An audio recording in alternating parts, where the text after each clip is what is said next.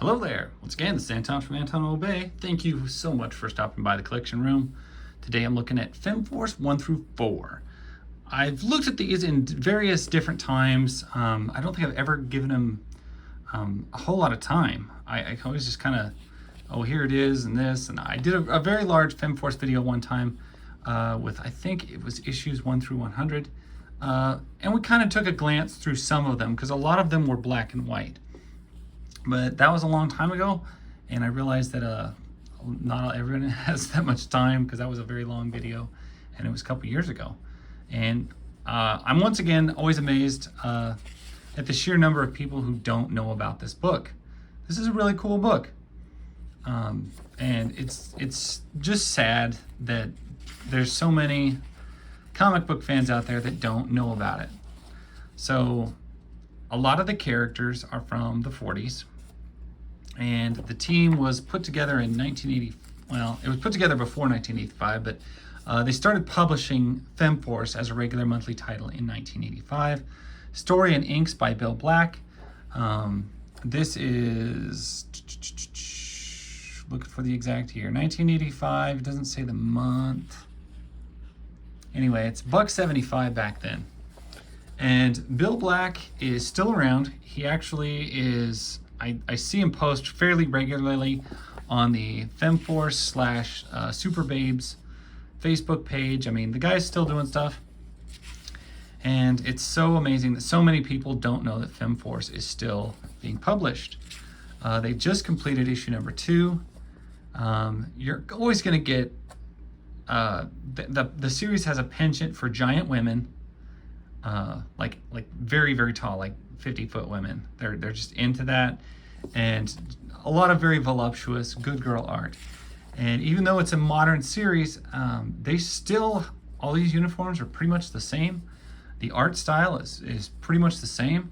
They have not gone woke, I should say. They're not super PC.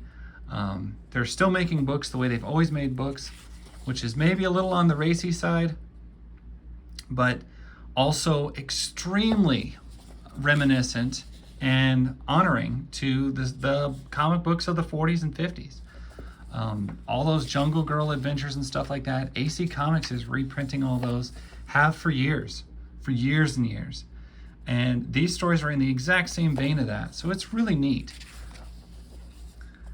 To the modern eyes, this kind of stuff may look a little different, but it's so, I've always loved this guy, Montague Moon. But it's so reminiscent of what comics used to be. Crazy adventures. I mean, you still got cowgirls. Name another company that's got cowgirls going on that look this way. It's just really cool. So, you know what? I've done a few, quite a few Femforce videos, but I was like, you know what? Why don't I just kind of grab the first 4 and see how that goes? Now, the first 4, I'm pretty sure, are all in color. There is a large period where they are not in color. Just about to stab this dinosaur. I hate to think of how many T-Rexes they kill throughout the series. Ladies and gentlemen, a gentleman named Ripjaw. Sorry, I read that wrong.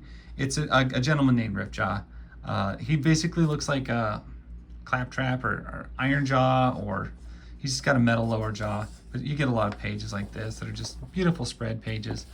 And even that, I mean, their use of, there he is, he's awesome.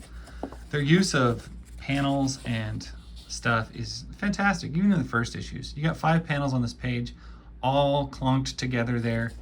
It's awesome.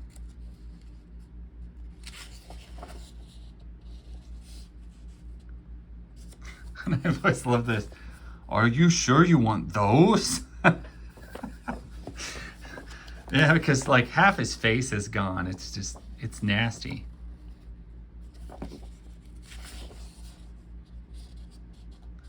But yeah, this is the story that kicks it all off. There's always giant women. There's always Amazons. There's always so much classic comic book stuff. Staples that would have been like super normal in the 40s and 50s, pre-code stuff, And it's just a lot of it, you don't see it anymore. And, you know, this book came out in the 80s, and that was pretty normal for you to be like having Jungle Girls and stuff in the 80s and stuff. I've got a lot of, what's the company? Eclipse.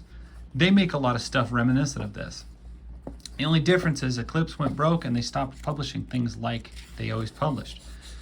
AC, it plugs on and it continues to publish the exact same kind of stuff it's always published. And I'm fine with that. I'm impressed by that. They've stayed true to their roots. They made a great quality product back then. They still make a great quality product now. I was always impressed. Bill Black liked one of my posts on Facebook, so that I feel like I'm a celebrity in some sense.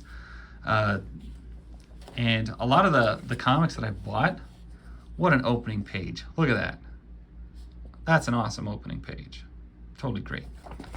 But a lot of the comics I bought on eBay and stuff of Femforce and stuff have actually come from creators who work on the series.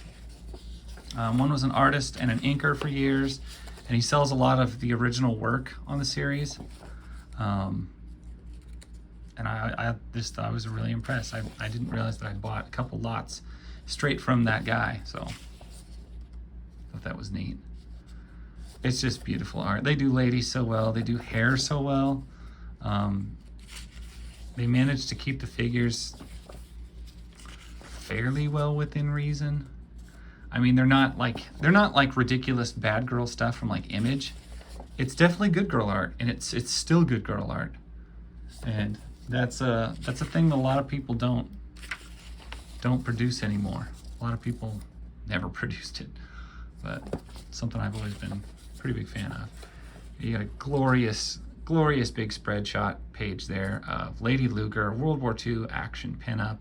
Lady Luger is of course a Nazi, carries a Luger, and that's not something you see in comics too much anymore, unless you're buying AC. It's still there. It's still just as good as it always was. In fact, it's probably better. Ooh, I do love me a good massive octopus, and look at that.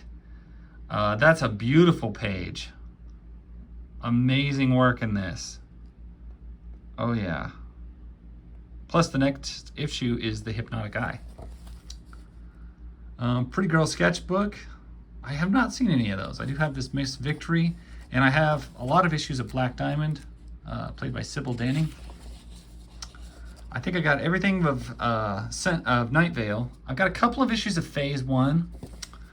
Sentinels of Justice I have a little bit of, but not much. And here we got more stuff going on with Montague Moon. You almost always get a story in the back.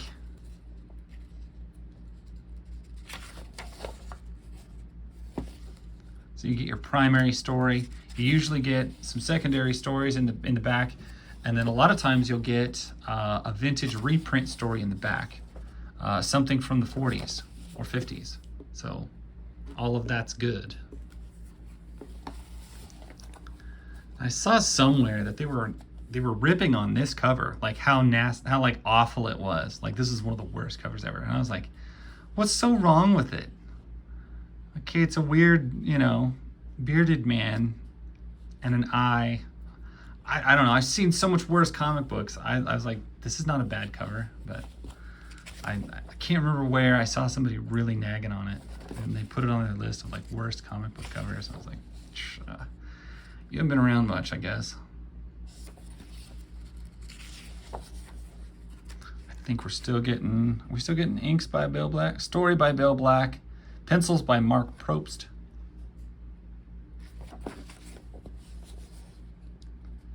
Honestly though, even though the pencils hand back and forth to different writers and artists, I haven't seen any of them that I hated. Like none of them were bad. I think every one of them I've ever seen I liked. I was like, you know what? That's good art. I don't hate that. Doesn't look terrible.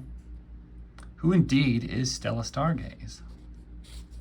She looks like a bumpkin trollop.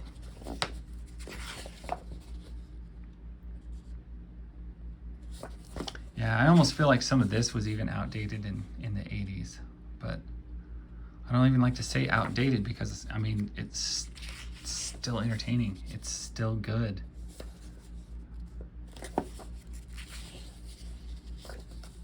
Now that's a page. It was you.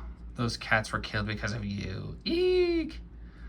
What dynamic. You could tell she is really angry, and she is like full on leaping this gal, and this gal is wearing a tiger thing.